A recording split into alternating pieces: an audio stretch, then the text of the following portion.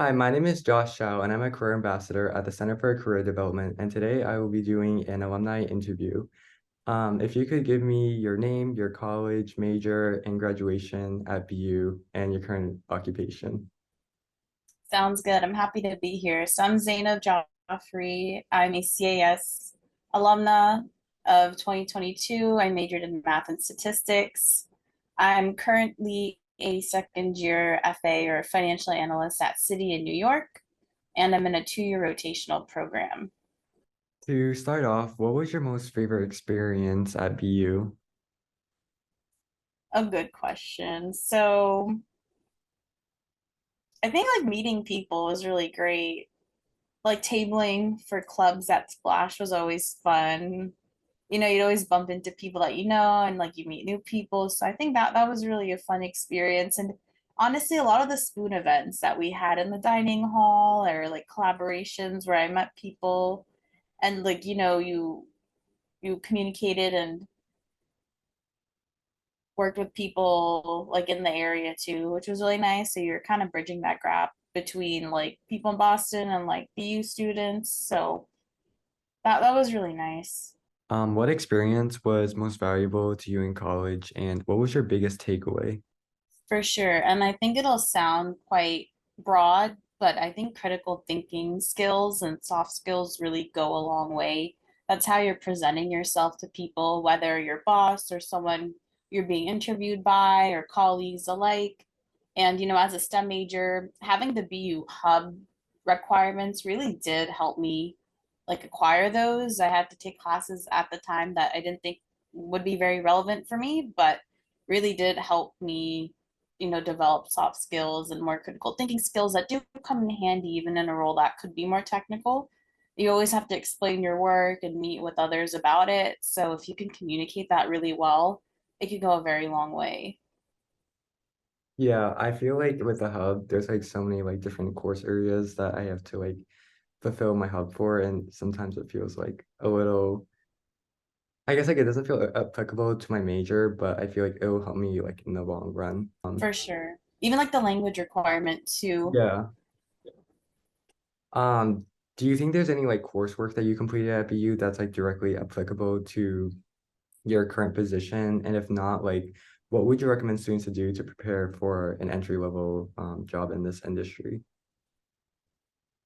So I started off wanting a minor in business, like at Questrom. I wasn't able to finish that, but I did have two classes that like I took SM and FE, and right now I think SM did help me with that teamwork perspective and like collaboration. I think even in some of my math classes where we had labs, I think working with people that is super directly applicable and you can only get practice on how to work with different types of people. Honestly speaking, my math classes right now aren't super relevant to what I'm doing. They could be if I worked in like a different discipline or area within the bank. And I think to answer the second part of your question, I think for finance, I mean, it's super broad, and my program is a little more internal where you're kind of seeing how the bank is run and how it's being managed. So I think networking with people can help, or even I think taking a class or two that might be like of interest in the field that you want that might not have to do with your major. If you can fit it in as an elective, that could be really helpful. Looking back, I wish I could have done that a bit more with like a few custom classes, perhaps. Hmm. So did you like recommend like taking more business classes to kind of help you for those for your position? For yeah, for context, I think that could have been a good idea. Okay. Um, and then how was the transition from school to working full time? Do you think BU prepared you for this transition, or if not, like how would you recommend preparing for that transition from like school to like then working full time? So I think when you're transitioning from having classes to working full time, like I'm in a 9 to 5 or a little longer than that, like throughout the day, it is really like a lifestyle change. And depending on how your schedule is in college, I know that could really vary depending on like your class structure too. And I think time management skills will carry over on how effective you are at managing your time.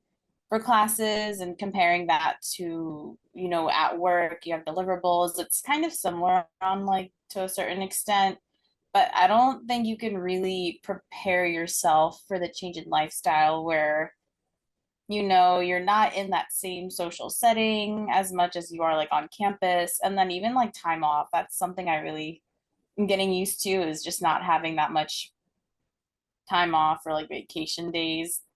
So you don't really, I mean, you can't really do that much to prepare ahead of time, I'd feel like, for some things, but you do get used to it. And a lot of people are in our shoes as well. But I think one piece of advice I could have is having a hobby throughout that you can kind of carry over. So something were involved with or have an interest with, like even in college, if you can find a way to implement that like post grad, it's always nice to have like an outlet. Yeah, I get that. I feel like you can't really like know the transition like until you actually go from college to like working full time. Yeah. You can Yeah. get a lot of people's insight too, I think, on TikTok or like wherever. So that does help because, people are feeling the same way, but until you experience it yourself. Yeah. Hmm. But how did you get your first job after college? And is it your current job or did you like switch? So I have the same job since I got out of college. I was originally in the summer analyst program for 2021 between my junior and senior year. I applied for that in like the fall of 2020. So that's pretty much been my past like year and a half. And within the 2 years, it's a 2 year program. So I have like 1 year rotations. So I'm on like my second rotation right now. So then after rotation, do you like are you still like gonna be with a company just like with a different role? Yeah, there's like a roll off like period where you could interview internally within finance, or Hmm. if your team wants you on, if they have capacity, that's like another method. Okay. Um, what are like some of the steps that you took after getting out of college? And is it more advantageous in your industry to job hop early on in your career, or would you feel like you should like grow within the company?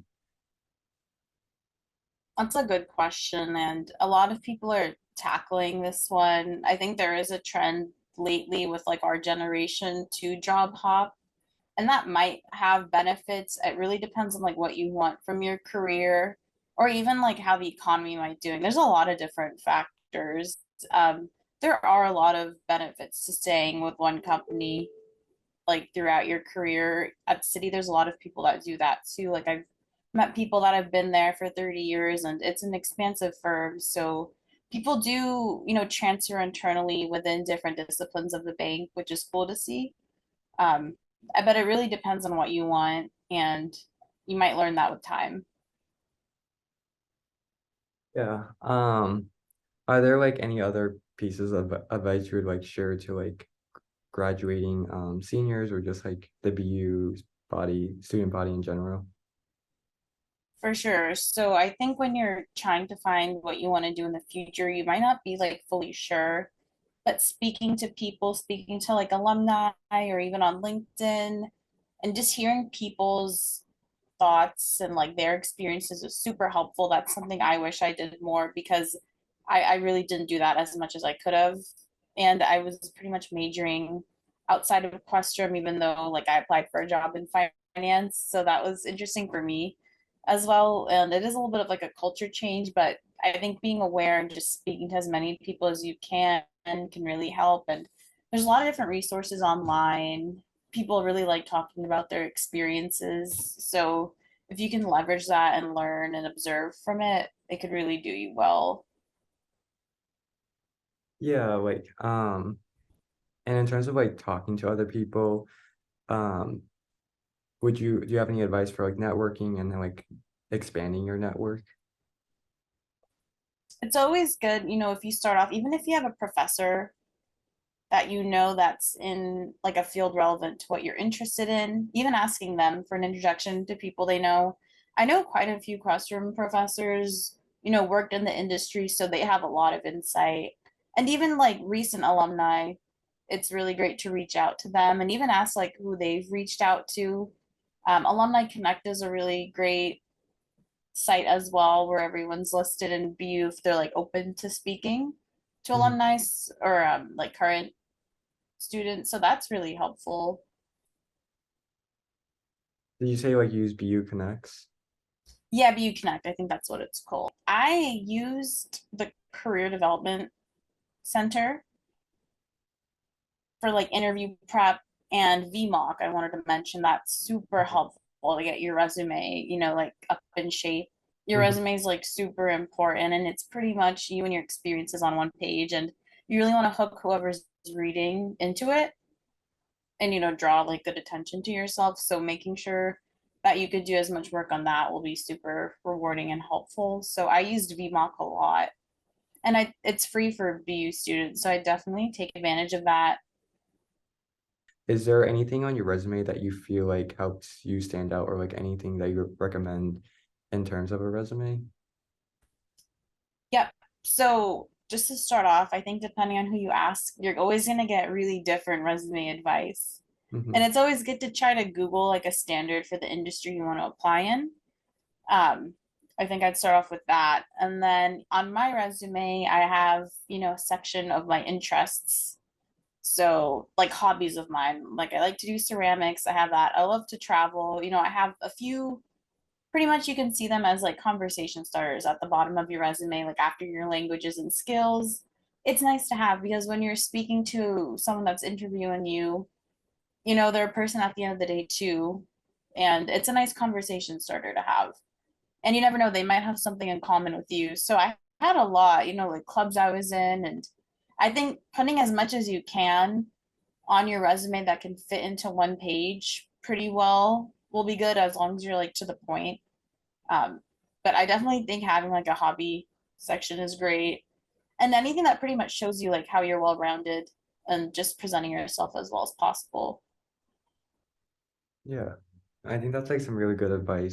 And also like in terms of networking, to like get back to that, what advice do you have for like students looking to be in networking within their field? And are there any like resources other than like talking to professors that you used? For sure. So I did find networking nerve-wracking and at times it can be really intimidating depending on who you're speaking to. If someone's like super seasoned, you might feel a little intimidated by that because like you're so junior. So I think having an elevator pitch is super effective.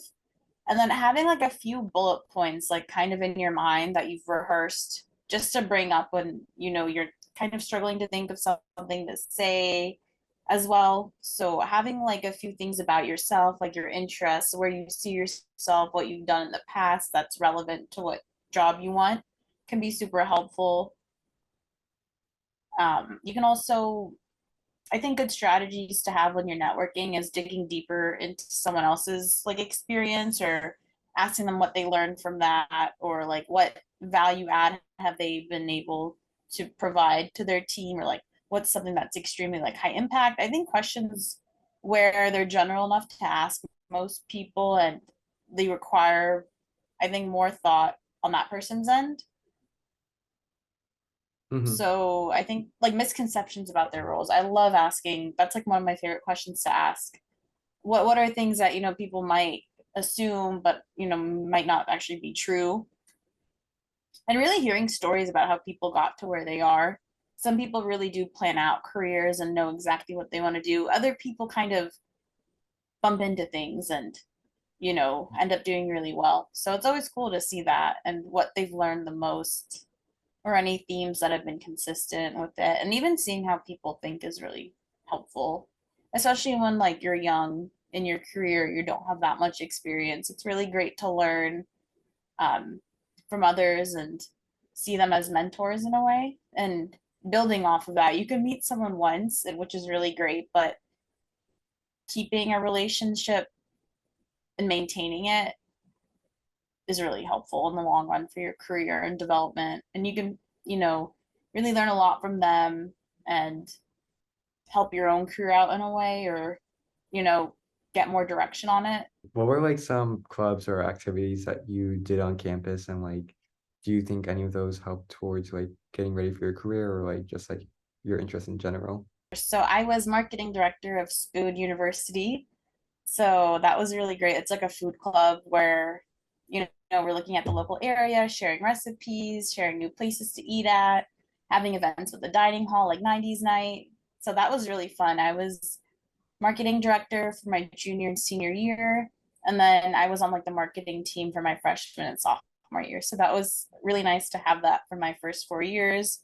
And the more senior I got, essentially communicating with firms or I guess like restaurants and eateries was really cool, even like collaborating with Time Out Market. So communication skills go super far. And I think that's helped me even now in this role. I think, you're always dealing with people and knowing how to effectively communicate is a skill that you'll learn with time and like experience. But having that exposure before was really great. And I got to speak about it in my interviews and super days too. So that was really helpful. So aside from Spoon, I was in CAS student government for like 1 or 2 semesters. That was really great. I ended up on the PR team. I think that's what it was called. So making posters and flyers and everything was like the main responsibility of that. And even in Spoon, I had similar responsibilities where I was, doing some social media scheduling and like posts and caption making and poster making as well, like on like digitally, which in hindsight now is something that I do quite a bit when I'm formatting decks and slides and everything. So in a way, it is kind of similar. Like you always want to have a good eye for design and what you want people to take from some written communication is super important. You want to be effective, you want things to look clean and neat, and I think that can always go a long way.